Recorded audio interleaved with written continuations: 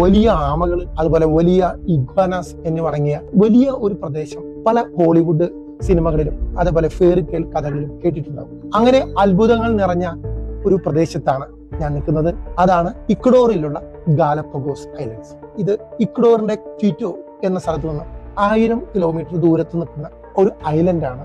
ഇതിന്റെ ഏറ്റവും വലിയ പ്രത്യേകത നമ്മുടെ ചാൾസ് ഡാർവിന്റെ എവല്യൂഷൻ തിയറി, അതുപോലെ സർവൈവൽ എന്ന ഫിറ്റസ്റ്റ് എന്ന തിയറിയും വന്നത് ഈ ഗാലപ്പഗോസ് ഐലൻഡിൽ നിന്നാണ് ഉണ്ടായത്. ഇവിടെയുള്ള എല്ലാ തരം ജീവികൾക്കും വലിയ വിധത്തിലുള്ള വലുപ്പമാണ് ഇവിടെ ഉള്ളത്.